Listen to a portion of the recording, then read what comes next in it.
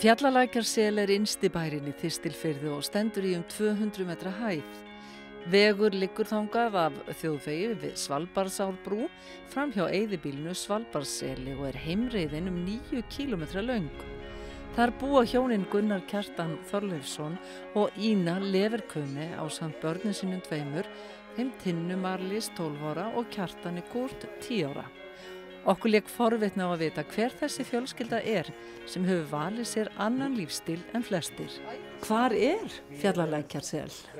Það innsti bær í vestursveitinni í Svalbarðshreppi og býr í rúmlega 200 metra hæð, eða bærinn stendur í 200 metra hæð. Já. Og þú ert þriðji ættliðurinn sem að hér býr, það ekki rétt mér? Jú, ég þriðji, afi og amma bjuggu hér og svo tók pappa og mamma við og svo tók ég við að þeim 1998. Þá tók ég við svona formulega sem aðili að þessu. Já. En hvenær komst þú inn í lífið? Inn í lífið? Ég kom inn í lífið 73, 1973 sem sagt. En hingað kom ég 2006. Við sem sagt kynntumst 10 árum þar undan, 1996. Vorum pennavinnir upphaflega og svo kom ég af og til í heimsókn og hann líka kom í heimsókn til Þýskalands og svo bara einhver veginn fórum við að vera ástfangin af hvort öðru og af því að hann náttúrulega fast gróinn hér þá ákvað ég að flytja til hans og vera í sveitarsælunni með honum. Hvað varst að gera í Þýskalandi áður en þú komst hingað? Ég svo sagt doktor í dýrameinafræðingum og vann við það við háskóla fyrst í Hannover og svo í Berlín og svo þegar ég kom hingað þá var nú ekki alveg það starf í boði hér á þessu svæði þannig að ég fór að læra til grunnskólakennara og sem sagt menntaður grunnskólakennari líka núna og hef unnið við það í þó nokkur ár hér fyrst á Svalbarði meðan skóli var þar en nú sem sagt grunnskólinn á Þórshöfn sem börnin hér úr hreppnum sækja og ég hef líka kennt þar í nokkur ár. En síðustu árin erum við bæði heimavinnandi og höfum nú að gera. Segðu mér aðeins, þið eigið 2 börn, hvað heita þau og hvað þau gömul? Það Tinna Marlís sem 12 ára og Kjartan Kurt sem 10 ára. Hvernig, þetta 4 manna fjölskylda, þið hafið búið með öðrum en fjölskyldunni? Var foreldrar þínir hér einhvern tímann eða hvernig var það? Mamma var aðeins með, eða hún flutti út á Þórshöfn í íbúð þar það leyti sem að Ína kemur frá þegar við byrjum að búa 2006. Já. Hún var búin að, áður en ég í rauninni tek ákvörðun að flytja hingað til lands, þá tók tengdamamma mig til hliðar og sagði ef að þú ákveður að flytja hingað, þá skal ég sjá til þess að við gömlu hjónin verðum farin, ekki að því að okkur kemur ekki vel saman, bara að því að þetta lítið íbúðarhús og hún vildi ekki vera sem sagt að þau væri í rauninni að stjórna í okkur eða eitthvað svoleiðis. Förum aðeins í bara landið því að þegar maður kemur hérna í myrkri að þá engin ljósmengun og það engin hljóð nema bara hljóðin frá manni sjálfum. Hvernig að vera hérna? Lýsið aðeins fyrir mér bara degi. Hvernig dagur í lífi ykkar hérna? Það bara dásamlegt að vera hérna. Já, dagurinn, hann svona hefðbundin dagur byrja rétt fyrir klukkan 6 morguninn af því að skólabíllinn kemur rétt fyrir 7 og sækir krakkana. Þannig að við tökum okkur góðan tíma í morgun stund að vakna og hafa svona smá samveru stund áður en þau fara í skólan. Svo förum við út að gefa ef eins og núna að vetri til og já, sjáum hvort það sé allt í fínu lagi með féð og geiturnar. Og svo bara dundum við okkur við hitt og þetta. Það alltaf eitthvað að gera við í útihúsum og laga eitthvað girðingar eða hlið sem hafa fokið og hitt og þetta sem þarf að gera úti. Svo ég meira inn í bæ oft og að sinna verkefnum inni. Ég líka svona í bókhaldi, allt sem snýst það svona mitt svið. Og já. En lýstu það fyrir mér fjárstofnun, hvað það mikið og margt því? Við erum með 420 kindur í vetrafórum og svo erum við með 28 geitur eins og það stóð nú til að selja reyndar á þeim 3 kýlinga, þeir eru nú ekki farnir enn. Svo erum við 4 reiðhesta sem og það eru 2 fullorðnir hestar af þeim, einn elsti hesturinn 29 og einn 26 og svo eru hinni svona 15-16, eitthvað svoleiðis, þessi 2 yngri. En þessi elsti hestur sem var 29, hann var svo viljugur í sumar og alveg flugviljugur að krakkarnir réðu ekki við hann lengur. Við þurftum að vera annarkvort okkar á honum af því að þau voru farin bara heim alveg leið eða frá bæ. Svo við hefum getað týnt heim og við höfum haft hestana inni nánast í öllum veðrum, alltaf verið hér á þessu bæja því að hér kemur svo rosa snjór, þá fara alla girðingar í kaf og þá fara hestarnir alltaf í rúllurnar. Svo þess vegna erum við með fáa hesta og yfirleitt mjög góða hesta bara. Þetta segir þegar þessi aldur, hann segir svona það sem hvernig ég farið með hestana. Já. En segir mér aðeins af því að þú sagðir að það væri mjög snjóþungt hérna.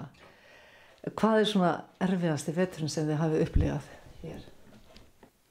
Man nú alltaf bara eftir þessum síðustu. Já. Það var mjög snjólegt í fyrra, veturinn undan, þá var rosa snjóþungt. Og alveg bara 2 metra meira jafnfallin snjór, næstum ég alveg frá því bara í miðjan 10-12. nóvember. Og við þurftum að fá þjónustu að láta blása frá rúllunum. Við erum sem sagt með 3 hæða rúllustæði sem var horfin undir snjó. Það sáltu ekki eins og vona á rúllustæðunar hérna heim í bæinn þegar vest var sko. Það er nú eiginlega mesti snjórinn sem ég man eftir, en það eru svona 10-15 ára fresti, þá gerir svona rosa snjó, þó að sé nánast engin snjór utan við þjóðveginn. Maður bara á ekki orði yfir því sko stundum. En hvernig hafið þið farið út úr svona kali og svoleiðis? Hvernig er það? Það er bara alveg reglulega rosa kali og í hitti fyrra var 90% kali hér. Það er nú sennilega með því mesta sem hefur verið. Það er svona 20-30%. Það er oft 20-30% næstu á hverju einasta ári er 20-30% kali. Og við höfum verið með hey hérna á Svalbarðsseli sem er eyðijörð og við erum búin að það er það sem hefur bjargað okkur að við getum haft búið hér því þar er 100 upp í 180 rúllur sem við fáum af því túni og erum búin að heyja það í 55 ár. Svo var jörðin seld og þá komu nýjir eigendur, Ratcliffe og vinnir hans og þeir bara tóku af okkur túnið og sögðu okkur bara upp en daginn áður við vorum að byrja að bera á. Og hann var búinn að leigja vini sínum sem á eitthvað með 100 hesta og núna eru hestarnir að eyðileggja þá jörð alveg og verður ekki mikið eftir nokkur ár, er mín skoðun. Því það er ekki, þetta er bara allt og blautt og svona ofbeit og þetta er náttúrulega bara roðtögg fyrir okkur sko. Við fengum bara að vina fólk okkar út á garði og þau hafa hjálpað okkur með hey bæði í fyrra og ég keypti þeim hey eða reynda gáði þeim með hey í fyrra voru því að við vorum heilaus. Og þetta er bara það sem hjálpar okkur og ef það kemur stórt kalára aftur þá þarf bara einfaldlega að lófa stæðstum hlutanum af fénu bara, það er bara ekkert annað að velja. Er ekki nein varatún, ekkert sem þið getið sótt í? Það er engin með aukatún, það er kannski verið einhverjir hægt að kaupa hey af einhverjum. En það er bara of dýrt til þess að sauðfé borgi að kaupa mikið hey. Þannig að ógnirnar eru víða, ekki bara af náttúrunnar hendi? Jú, aðalega þetta það er alltaf spennandi að vita hvað við fáum mikið eða lítið kal. En við skulum vona að það endurtaki sig ekki alveg strax með svona mikið kal. Það er náttúrulega gengur ekki. En segir mér aðeins, sko nú eru þetta svona 2 menningarheimar kannski.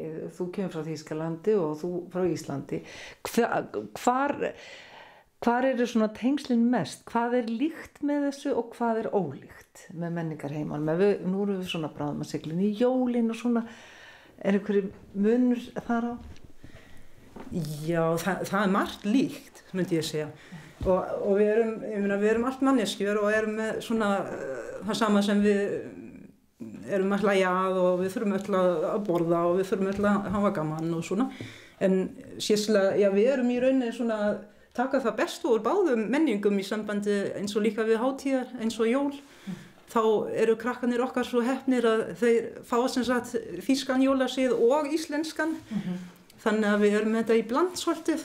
Segðu mér aðeins meira hvað þýðir það? Hvernig það þýðir sem er enda núna orðin siður á Íslandi líka að í Þýskalandi langt síðan við vorum alltaf með jóladagatal frá 1. desember sem hefur ekki verið hér en núna síðustu árin og svo kemur á 7. desember kemur Nikulás og hann sem sagt þá setur maður skóinn í gluggann í Þýskalandi og hann kemur og setur eitthvað í skóinn, ef maður var góður þá það eitthvað nammi, ef maður var vondur þá það gömul kartafla og svo tekur hann líka við óskalistan hjá krökkunum, sem sagt krakkarnir búið til óskalista handa jólasveininum hvað þau eru að óska sér og Nikulás hann kemur og tekur þá úr skónum sem sagt óskalistan og setur eitthvað gott í staðinn og það aðfaranótt 7.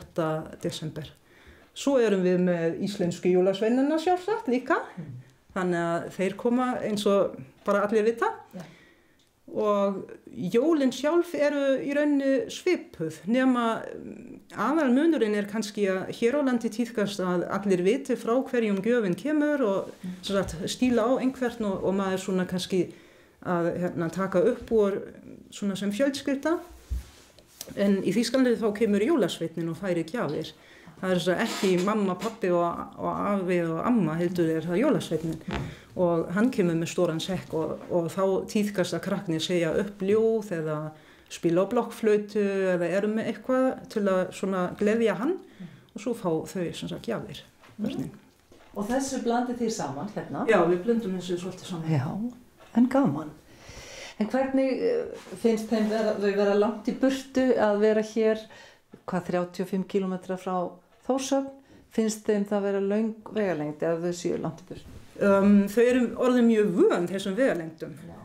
Þannig að þeim finnst ekkert mála að láta keyra sig út á Þórshöfn eða sækja hingað. En stelpan okkar, hún mjög félagslynd og henni finnst miður, við náttúrulega erum aðeins svona að pæla í ef það einhver viðburður eins og til dæmis eitthvað í kirkjunni, handa krökkum til dæmis, sem bara í hálftíma, sem fínt, en þá við keyrum sem sagt í 1,5 tíma ef við keyrum fram og tilbaka. Það tekur 3 korter að keyra aðra leiðina og þá erum við aðeins að meta náttúrulega hvort við ætlum að sækja þennan viðburð eða ekki. Og henni finnst svolítið miður stundum þegar hún veit að það sé eitthvað að vera á Þórshöfn og hún kemst ekki að því að við segjum nei, bara það takmarka, við getum ekki alltaf keyrt á alla viðburði. Því að þetta bæði tími og peningar og ég alltaf líka aðeins að hugsa svona útblástur, að því miður þurfum að keyra allt sem við förum, því við erum það langt frá. Þá maður alltaf að reyna svona sameinast einhverja ferðir, gera eitthvað í leiðinni þegar maður fer eitthvað. Tinna og Kjartan eru samrýnd systkini og kemur vel saman. Tinna mjög fjárglögg eins og pabbinar, þekkir kindurna vel og Kjartan einnig en þau segja hann vera dýrakvíslara. Segðu mér Tinna, hvernig að eiga svona 420 kindur? Bara gaman. Það svo fjölbreyttar líka, svona á litin og þannig. Hvað eru þeir að segja núna til dæmis? Ég vil fá hey. Auðvitað. Þekkirðu þær? Þekkirðu þessar kindur þínar? Bara sumar. Hvernig fer maður að því að þekkja kindur? Á hvað horfir þegar þú ert að reyna að finna út hver hvað? Ég horfi á ullina og hornið líka, hvernig þið beygjast. Og svo sér maður líka bara hverjar eru gæfar ef þær koma til manns. Hvernig getur maður gert kind gæfa? Hún bara byrjar alltaf að gefa henni kannski mat og svo byrjar að strjúka henni stundum hausinn eða eitthvað bara einhvers staðar og svo einhvern tímann eftir, það tekur samt frekar langan tíma, þá eru þær bara orðnar gæfar. Og eru þær allar gæfar við ykkur systkinin?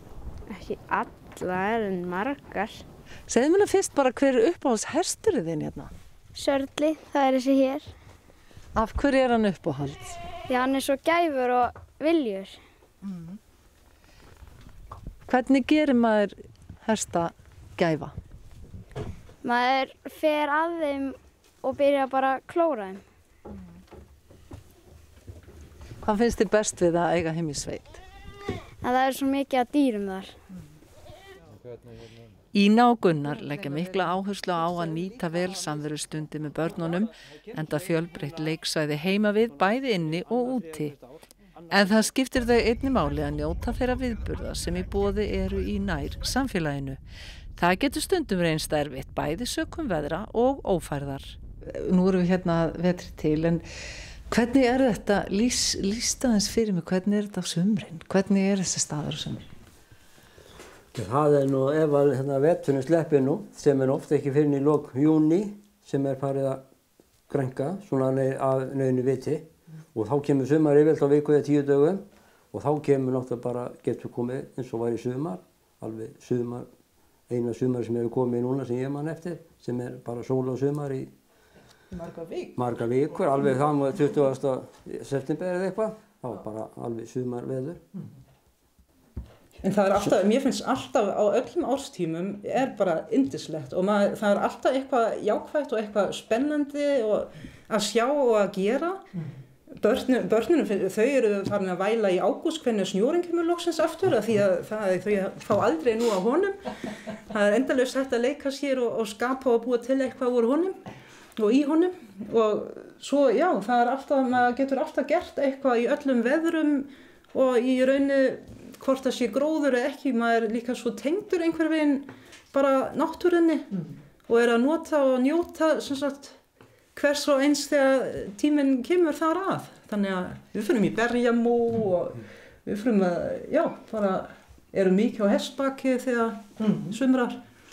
En eins og bara þið lýsi fyrir mér hvað er í næsta nágrenni við ykkur? Hvað er langt upp á heiðar? Hvaða dýr er í kringum ykkur? Er ár og lækir? Segið mér aðeins frá náttúrunni. Já, við búum á milli tveggja lagsveiði áa, Sandá og Svalbarðsá. Og svo einn bær sem hérna Kirkjanstaðurinn, þar sem Einar og Aldís búa á Svalbarði. Og það einu bærin sem með kindur á þessu svæði, fyrir utan bara Öxarfjörð, kindur sem koma móti okkar kindum inn í svona. Og það hefur verið rosa góð samvinna með smala alltaf hér og við þau og Svalbarði. Og þau alveg rosalega góða, eiga ægilega góða vini sem koma og hjálpa þeim að smala. Og það hefur alveg hjálpað okkur alveg rosa mikið. Á haustin, já. Á haustin. Svo það eru bæði minni og stærri fjöll hérna í kring og náttúrulega lækir og það mjög mikið votlendi í rauninni landi hérna innfrá og þess vegna erum við með frekar háfætt fé. Það alveg nössilegt. Eru þið með forystufé? Eru þið svolítið að hugsa það? Já, við erum aðeins með nokkra. Við höfum verið að fækka því frekar. Nú, hvað sagna? Það bara svo margt forystufé til. Það engin sala orðin í forystufé eins og var hér áður fyrr. Hér hérna fyrir svona 20 árum síðan þá seldust öll forystulömb sem eiginlega voru til. Bara hingað og þangað landi. Núna þetta komið á svo marga bæi og stórir hópar á sumum bæi. Og núna höfum við bara svona, það eru 3 rollur sem við eigum núna sem við erum með. En þær voru 10-12 á tímabili. Segið mér aðeins frá þessum karakterum. Hvernig forystufé fyrir þá sem ekki þekkja það? Þær eru háfættar og svona. Og maður reynir að velja alltaf úr það sem gáfaðast og hitt fara það sem ekki hlýðir svona reglulega næstum því. En svo það hafa orðið rosa framfarir í hinu ræktun og hinu fé, hvort sem það hvítt eða mislit, sérstaklega í mislittafénu. Þær eru farnar að gefa nánast öll lömbin í eins og flekkótturóðuna hjá okkur sem var ekki hér áður fyrr.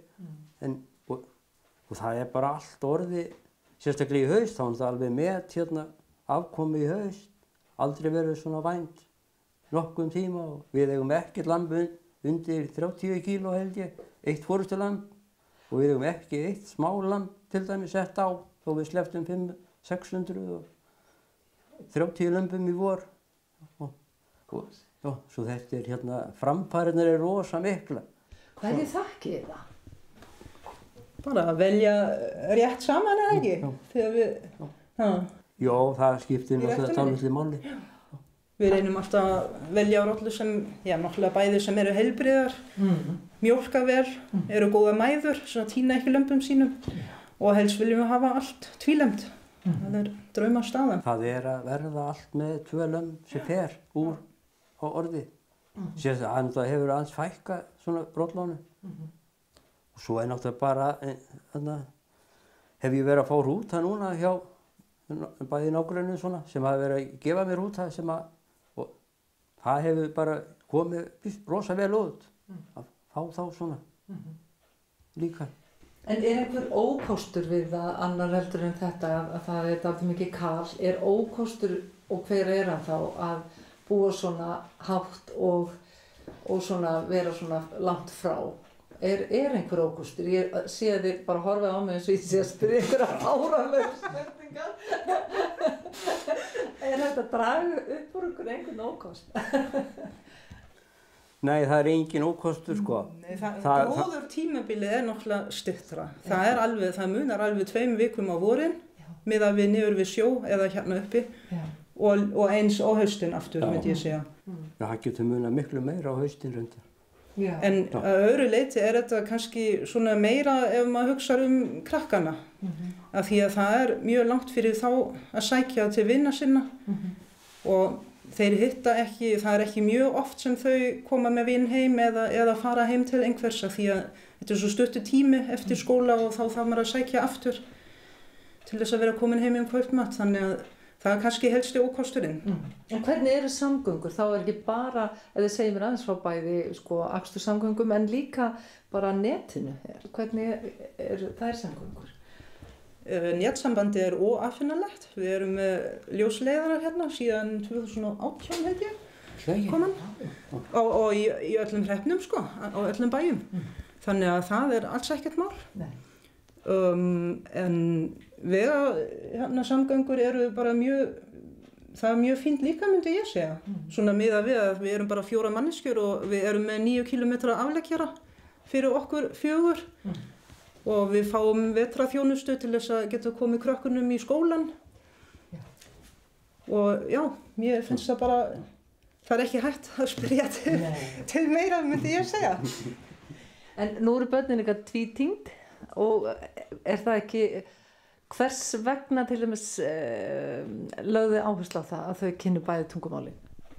Já, það er aðalega ég sjálfsagt sem lagði og legg áherslu á það, bara að því að ég er þýsk og mín fjölskyldu sem helmingur af þeirra krakkarna fjölskyldu er sem sagt þýskur náttúrulega og svo á ég fullt af góðum vinum líka úti sem koma líka reglulega heimsækja okkur hingað og mér finnst bæði, upp á það finnst mér mjög mikilvægt að þau geta að tala við til dæmis afa úti og öfugt og svo finnst mér þetta bara líka í rauninni, þetta er svo mikill fjársjóður handa þeim og í rauninni ókeypis af því að þau alast bara upp með 2 tungumálum og þess að vita af því og geta bara nota það seinna og hvert tungumál hjálpa líka við næsta tungumáli sem maður lærir.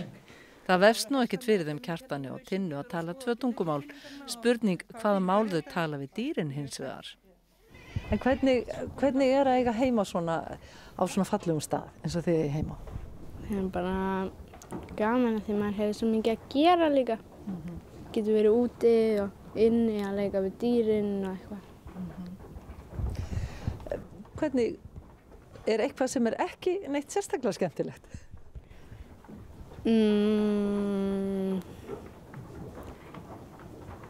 Ég veit ekki neitt. Nei. Ég heyri að þú ert að spila fótbolta, að þið æfa fótbolta. Já. Ertu orðin svolítið góð í fótbolta?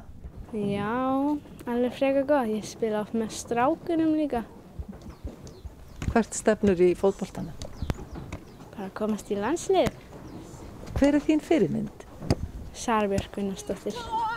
Ert þú í fótbolta? Já, En einhver önnur? hjólreiði. Ég er mikið að hjóla og svona vera hér heima og Segðu mér það sem hjólreiðarna, hvernig hjól áttu? bara svona trekkhjól, þannig stór dekk og gírahjól og alls konar minni og stærri, 4 hjól. Áttu 4 hjól? Já, Og hvernig notar þau? Ertu að hjóla mikið bara hér í kringum bæinn? já, sérstaklega sækja kindur og í móum og ég noti þetta bara alveg eins og 4 hjól, sko. Hvað ertu að segja? Er það ekki svolítið erfitt? Nei, maður setur það bara í háan gír og þá gengur þetta bara eins og smurt, sko. Þannig að þú ert raunverulega í svona utan hjóla akstri. Já, má segja það. En frábært. Langar þið að ná langt þar? Ætlar að æfa þig alveg sérstaklega? Já, ég byrjaði að ná býsna mikið að prjónum og stökk og alls konar þannig. Hvað langar þig að gera meira? Hvað ætlar að æfa því að verða bestur í? Í hjólreiðum og að reyna að gera trikk, mikið að trikkum. En ertu góður á hestbaki? Já, alveg ágætur, sko. Já. Er eitthvað sem að þér finnst þú ekki geta gert hérna í sveitinni? Gefi kindunum hey, Af hverju ekki? því að vagninn er stundum svo þungur. Það er ekki takt að ýta honum. Þannig að þú þarft að þjálfa vöðvana í handleggjónum. Já, En þú hlýtur að vera með sterka fætur ef þú ert svona góður að hjóla. já, það kemur sér líka vel í fótbolta. Það getur sparkað svo fast þá. Langar þig að taka við eða langar þig að fara eitthvað annað út í heim eða hvað viltu gera þegar þú verður ennþá stærri? Verða bóndi. Eða fyrst spila fótbolta í landsliðinu. Svo þegar ég hætti þá ætlaði ég að vera bóndi. Geitabóndi. Geitabóndi? Nú voru að segja mér eitthvað. Af hverju geitabóndi? Af því að þær eru koma meira til manns en rollir eru forvitnari og það er miklu fljótara að gera þær gæfar en kindur. Er það skemmtilegri reynilega? Já, það líka upp á mann. Fjölskyldan þarf aldrei að velta fyrir sér hvort jólin verði rauð eða hvít. Því hingað til hefur fjallalækja sel verið umvafið snjó jólin. Þau vera alltaf dásamlega því að við erum alltaf með snjó. Við erum alltaf með dýr og hey og hlýju út í húsum og svo fengitíman, hann er mjög skemmtilegur. Hann byrjar einmitt rétt fyrir jól hjá okkur út í fjárhúsi. Og já, þau hafa alltaf verið mjög flott og bara yndisleg jólin hjá okkur. Frekar mikið fjölskyldu hátíð, svo að við erum mikið 4 saman út af fengitímanum líka, við erum mikið út í fjárhúsum. Og þetta er bara eins og í Biblíunni, með hesta og geitur og kindur og... Og ykkur leiðist greinilega ekki samverðan? Nei, alls ekki. Svo er farið skemmtiferðir og vélsleða og svona. Já. Og stundum á móti skólabíla og vélsleða og... Svo er náttúrulega líka samkomur í sveitarfélaginu. Það var alltaf verið jólaball og allt. Takið þátt í svona félagslífinu eins og þið mögulega getið? Já, ég myndi segja það. Það notar eiginlega öll tækifærin sem gefast. Hvort það séu spilakvöld eða tónleikar eða jólaball eða... Ég er í kvenfélaginu líka til dæmis. Það er eiginlega hálfgerð skylda. Og gaman að því. Dásamleg. Mér langar svona að lokum af því að ég veit að þið hugsið mjög umhverfisvænt og þið hugsið hvað finnst ykkur það sem verið að tala að við eigum bara að flytja allt inn og hætta sauðfjárrækt og því öllu saman. Viltu þú segja eitthvað? Nei, það er byrja. Já, og ég kom með mína skoðun. Já. Sko, ég er alltaf að hugsa þannig að hvert land í heiminum á í rauninni að reyna að framleiða helst sem mest af matvörum og nauðsynjum eins mikið og það getur sjálft í staðinn fyrir að flytja milli landa bara því að það kannski aðeins ódýrara að framleiða annar staðar og sérstaklega Ísland sem eyja finnst mér er allt og lítið að hugsa það að við erum og verðum alltaf eyja og það er ekki sjálfgefið að geta flutt allt inn og verður kannski ekki endilega eftir 100 ár eða eitthvað. Þannig að mér finnst mjög mikilvægt að týna ekki þekkingu og færni til þess að framleiða matvöru sjálf, ekki síst líka kjöt. Ef maður horfir svona aftur í tíma hvernig fólk var að nærast hérna og í Grænland og annars staðar, þá það er ekki mikið grænmeti, það er fiskur og það er kjöt. Og það eru svona grunnstoðir sem við megum ekki missa, held ég. Og þó að það sé mjög jákvætt og við erum sjálf líka að borða mjög fjölbreyttan mat og alls ekki bara alltaf með kindakjöt hérna á bænum. En hérna þá er samt, þetta er í rauninni luxus og svona viðbót. En mér finnst mjög mikilvægt að við framleiðum svona grunn matvöru eins og við bara mögulega getum. Og svo líka að nota landið. Þetta land hér á þessum slóðum það bara býður upp á, er alveg tilvalið fyrir að vera með sauðfé. Og það er svo mikið lífsgæði líka hjá kindunum. Ef maður hugsar aðeins að flytja kannski inn eitthvað annað kjöt í staðinn, hvernig þau dýrin lifa og dýrahaldi er þar, þá er svo miklu betra bæði fyrir dýrin og okkur sem borða kjötið að framleiða hérna. Af því að þau eru bara úti, þau eru frjáls. Þau eru heilbrigð, þau þurfa ekki að vera þétt saman, eiga mikið land til þess að bíta gras og þetta getur ekki verið betra í mínum huga. Hvað segir þú mig, Gunnar, hvernig sér þú þennan stað eftir 10-20 ár? Það er nú ekki gott að segja til það. Það verður bara komið í ljós hvort að börnin vilja búa hér eftir okkur. Það er rosa erfitt að spá í það. Það verður örugglega einhverjar breytingar, hvernig sem þær verða. Já.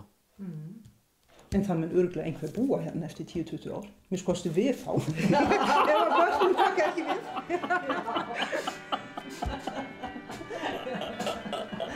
Já. Það var dásamt að koma til þér og bara yndislegt að þið tóku svona vel mót okkur. Takk fyrir að gera það. Takk sömuleiðis. Takk sömuleiðis.